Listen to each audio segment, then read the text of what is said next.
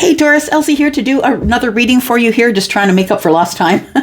Sorry y'all, didn't get you over the holidays, but I'm here to do another reading for you here. We're going to use the I always forget, the Soul's Journey Oracle, and then we're going to use Steampunk. We're going to get some energy from Soul's Journey first. We're going to go past, present, future, and we're going to try and figure out what's going on here. Taurus, this does not have any time frames on it, and it's going to happen when it is. If it's going to resonate with you, you will know right now if this is resonant with you. And if it's not, just leave it here. Yep. Just leave it here. It's not for you. It's not for you. And I'm not offended by that. These messages can't be for everyone. If you want to know about your individual energy, you can always book a reading, right? We've got the links that are in the description. So it's my email address if you have any questions. But you can just go right on over and book it with you. Okay, past. In the past, we have envy. In the present, we have empathy. And in the future, we have adversity. Oh boy. Like we needed that, right? Worry. Okay, so in the past we have envy. I'm the same as everybody, but with different challenges. Then we have empathy. I am open to seeing both sides of a situation. And we have adversity. I accept the challenges. I accept that challenges are the best way to learn. Okay, all right. Bottom of the deck, we've got worry. I'm learning that worry does not change an outcome. That's so poignant. This is a lesson that I had to learn the hard way. I had to learn this lesson. It took me years to learn this lesson, that all of the time that I worried, things worked out the way they're going to work out anyway. My worrying didn't matter. So I learned to distract myself when I'm waiting for a result or waiting for something to come forward, that maybe I just focus on gratitude or focus on whatever the current thing is instead of worrying about what I can't control. And that's why we worry, is because we can't control the situation, so we worry about the outcome, right? All right. So in the past, maybe you had a little bit of envy. It says, I am the same as everyone, as everybody, but with different challenges. I think that you're probably in the past, maybe in this past year, that you're watching people have their gains. Maybe, someone's getting married, having kids, buying a house. Maybe they're traveling a lot. Maybe you're believing the lies that you see on Facebook. The perfect happy life that they all portray there, the land of lies. Well, I think that that you have realized that envy isn't really a productive energy. It isn't, because you are the same as everyone else, but you do have different challenges, and understand that someone who is married with children and house and, all those responsibilities, those financial heaviness that's going on, maybe they look at you and they say, Taurus is single. Taurus just lives in a 2-bedroom townhouse and can keep up with everything, and they're not living outside their means. Maybe people are envying you. It goes both ways, right? People will never let you know that they're envious. It may come out in anger sometimes. But tell me about envy, please. What else do we need to know about envy and the different challenges that Taurus has? So yeah, there we go. Taurus is single, right? So I feel like we're speaking to someone who's in individual energy. So whether you are actually single or not, you're acting for yourself, right? You're making money for yourself. You may be running a business. I feel like you are in your power. You are standing in your power, and you are doing well for yourself. And even though you are doing really well for yourself, it almost as if whenever we don't have something we want, we get envious. And you see somebody who has the beautiful, luscious, curly, long hair, right? And you're like, God, I wish I could have that hair.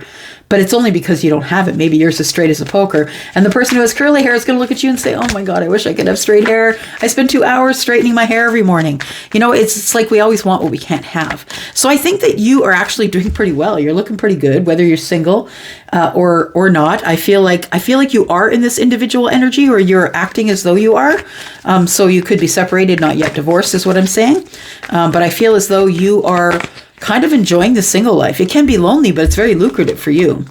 We have the 4 of Cups, and we have the 2 of Cups. Okay, so you are single, and you're envying other people that have love relationships. Yeah. The funny thing is look at the card in the center. That's the 4 of Cups. I don't think you're entertaining.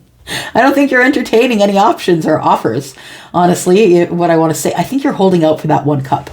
up there. Yeah, I think you're holding out for it, but I think you're also not paying attention to it. This, I feel, is kind of like manifestation. You ask for it and you turn your back to it. Although the Four of Cups is about being stagnant in your energy, being kind of redundant, and being sort of too not being able to access your emotions, to know that that cup is there and that maybe it can be beneficial to you. I feel like you're very focused on the Three Cups here. And the Three Cups could be, maybe you're dating, maybe you are having fun in your life right now. So really, I think that the envy is the other way. People might be envious of you. Although you might be looking at other people and their relationships and wishing you could have one, that other people might be envious of you being in this energy, right? Having options. You have option to take that cup or you don't. So it really does go both ways. So I think that really it's just a perception. You perceive other people as having more than you, and other people perceive you as having more than they do.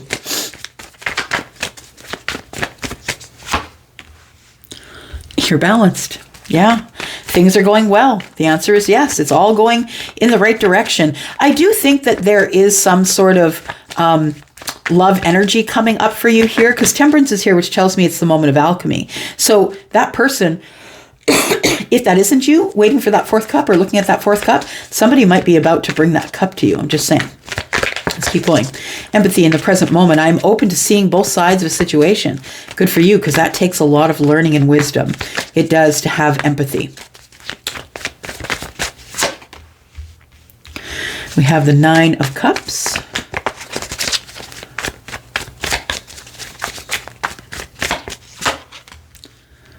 Two of Swords.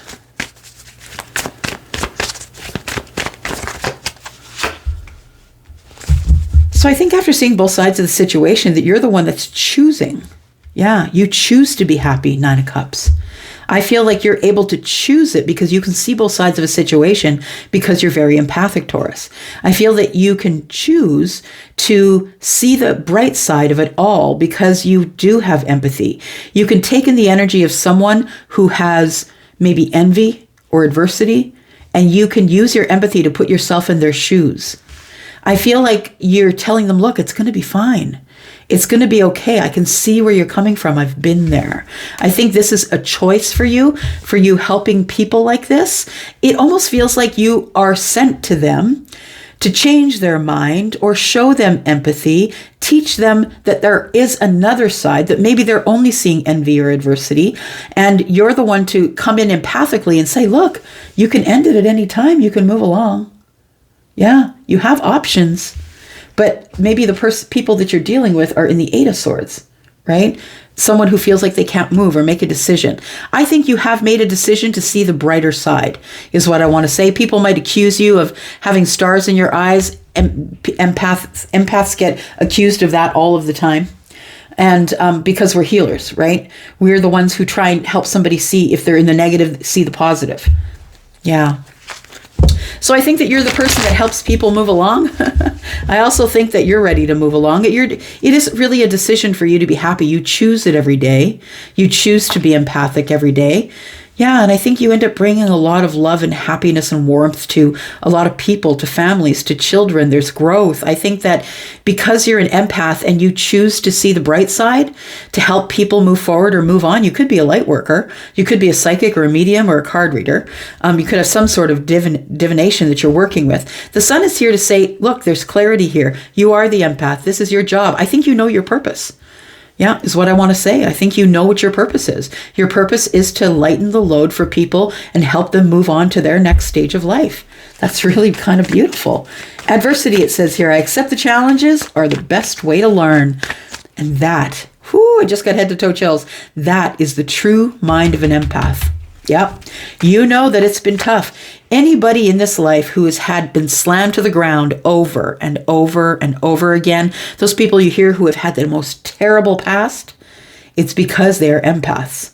Because they are the ones that have chosen to come to this life and learn learn how to be empathic. But how can you learn how to be empathic if you didn't go through it before the person that you're trying to coach or help? Or tell them, look, it's okay to move on. It's going to be fine. I know it because I have a knowing. Accept the challenges are the best way to learn. All right. I think that you accept that challenges are the best way to learn because you know that you have all the tools. You now, I think, welcome the challenges. And I'm not saying that you welcome the strife or the sadness or the anger that you have to go through, the adversity, but I think that there must be adversity in all things, right? If there was no pushback, what would be the point? What would be the lessons we are learning? If everything we did was perfect and correct and we just got to live this blissful life, what exactly are we here for, right? What's the purpose? The purpose is to go through all of these things here, to learn the lessons, have adversity, have empathy. Whatever you learn, you pass on to other people. That's the whole purpose of being here. So we have the magician. You have all the tools. You've been blessed with all the tools, the ability to be able to take what's in the ethers and bring it down to the third dimension, and tell people, look, I have a knowing. I have all the tools. I am the magician. I know how to manifest, and here's how to manifest. I think that that accepting the challenges are the best way to learn is the best way to go at it, because then you do it, invite the adversity. And there would be no point to being here if there was no adversity. There is adversity in all things. Some things we get through easily and some things we don't. We have the Ten of Wands and the Knight of Pentacles. So it's been a long haul for you, is what I want to say. Adversity after adversity after adversity. You might be the person who is the spiritual teacher, who's being prepared to be the spiritual teacher. I probably have had one of the worst pasts that most people have heard of. I don't talk about it because I don't like people to feel badly for me, because I am blessed to have gone through all of that and to come out on this side of it clean. I don't know if you've ever watched Shawshank Redemption, but it's like I feel like I'm Andy. That Andy he climbed through. What did he climb through? What does Morgan Freeman say? Andy crawled through crap and excrements, right? He had to go through the sewer system, and that's the way that he got out of the prison. And he had to climb through a sewage system that was 50, what did he say? That was, I don't know, so many 5 or 6 football fields long or something, and he came out clean on the other side. I think that's you. I think you've been through a lot of adversity, and that's why you're the empath. All of this has taken you. It's taken you so long to get to here, to know that in order to be able to move forward, that you have to be thankful for the blessings, even the things that taught you lessons, that tried to destroy you, all the things that came to kill you and never succeeded. The Ten of Wands is, I think you're putting down your burdens about this, Taurus. I think you've decided that you're just going to take it as it comes. You're not going to resist the change. You're not going to resist putting down the burdens, because once you put down the 10 wands, you get to go to the Ace of Wands, which is now you get to be passionate about moving forward. But I think it takes you a long time to get to that position because of the Knight of Pentacles, because you're slow, because you're Taurus, right? Because you move slowly. Yeah, lots of sacrifices in your life you've had to make. I feel like those sacrifices have all led to really good education that you have. Now you have more tools that when you're in the Hanged Man energy, because we go in and out of it, right? It's Piscean energy. When we hang there trying to find the answer, I feel like you quicker and quicker and quicker to come to your resolution. So I think you're spending less and less time in the Hanged Man energy as time goes on. You're still slow, as you should be. You're an earth sign. You're still slow, going over the details like Virgo does. I feel like you want to be seen as an empath, that you want to be seen as the helper, the one who has the silver lining, the one who teaches other people how to get out of adversity, and how to look at adversity as a blessing, how to invite the things into your life that will change you and make you grow. That's what I want to say. 7 of Wands, but you're still stuck in your energy.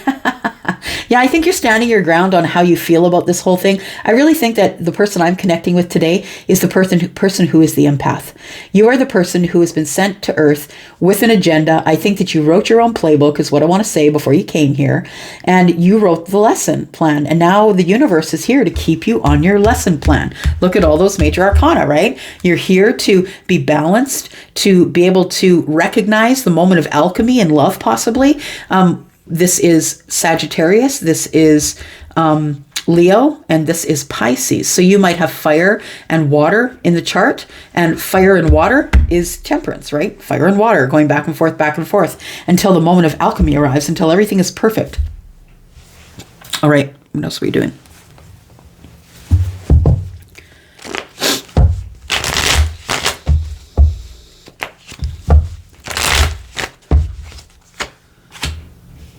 You've learned to speak up. So I feel that I feel like you have made a career of, or you are speaking freely to people about, how envy, if you live in envy too long, that it can sort of implode your life. I think you're being very candid and very honest with people as an empath. And I feel that maybe at one point or time, Taurus, I feel like this is going to make you money. There's so many people of you out there that watch tarot every day. You know it as well as I do. You've taken the courses, you've watched the things, there's so many things that are online that can teach you how to read tarot. I feel like you're going to become one of these people who does make money that way. Yeah. Telling people about your adversity and how to get through it and find the silver lining, that everything's going to be okay. And when you get the sun, everything's clear. You have the clarity. You are a cleric, right? You have the clarity, and you are the person who is living in someone else's shoes, or gets in their shoes for a moment to say, look, this is what happened to me. I've been there. I promise you that if you work on it, it's going to work out for you.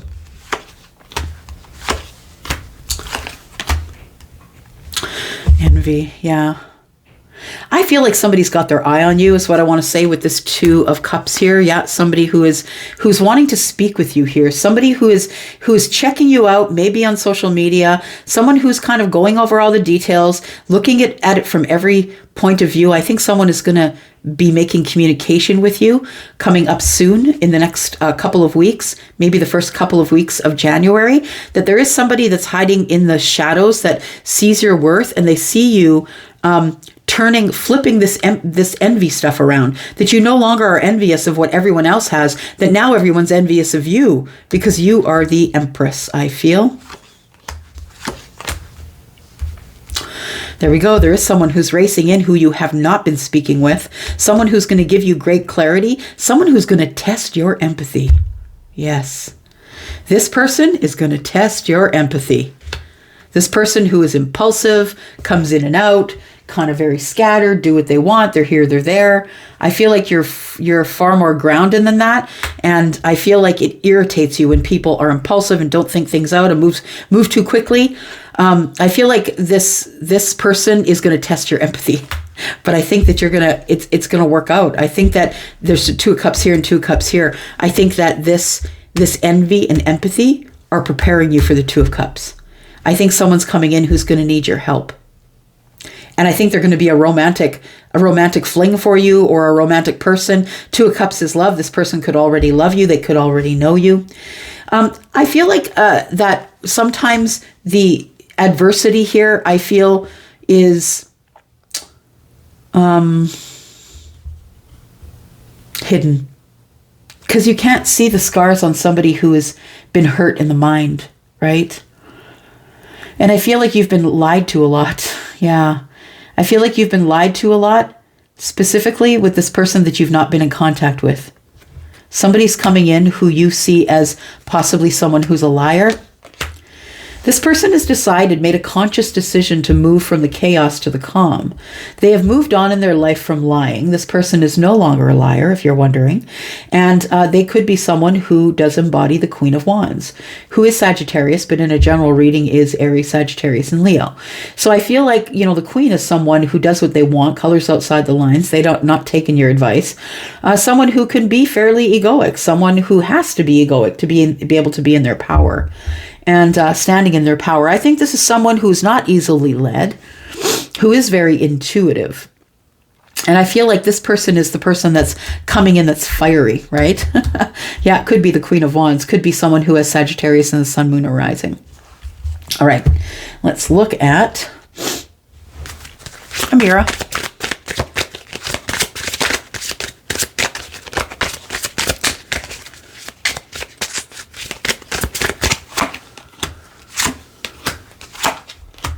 It's a soulmate.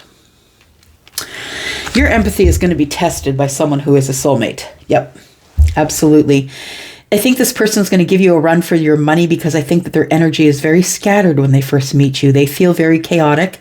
They could be moving quick like a Leo. Because Leo is just like a machine, right? Just keeps moving. We've got the Knight of Wands and the Sun. So I feel like it could end up starting out very chaotic, or it could end up starting out as just purely a physical connection. Somebody who that you've had feelings for, because I feel like this might be somebody that you know. And I feel like, we are in retrograde season, right? That this soulmate could be coming back for a passionate encounter. I think that for some of you, you will give them the passionate encounter, that you realize that, that Leo comes in for the passion first. Got to make sure that we got the passion on point or I'm not interested. There has to be some sort of connection here. So we have like some sort of chemistry is what I meant to say. So we have business success and advancement. So I feel like either you're in business or they are. So one of you is dealing in adversity because of work, that maybe it's cutting your time short, or you don't have a lot of time to spend with each other. This person is coming in as an entrepreneur. Yeah, I feel like their career is they have a business. So maybe they don't have a lot of time to spend with you at the beginning, but they're going to be sort of detached as they come toward you. And that might be why it starts as a physical connection, because this person needs a physical connection first in order to ignite their chemistry with you. Yeah, this is a great connection, and it will turn into a relationship, but I feel like it starts out as a physical connection. All right, I'm going to go for now. Thank you so much, Taurus, for coming here and watching. I do appreciate you, and I'll probably be back with at least one more reading before the year is over. I love you guys. Thank you so much for coming here. If you want a reading, please know I have a lot of room over at Wizio, and you can go into the description. My email address is there if you have any questions, and please go over to Wizio and book there. Love you guys. I'm up for now. Bye-bye.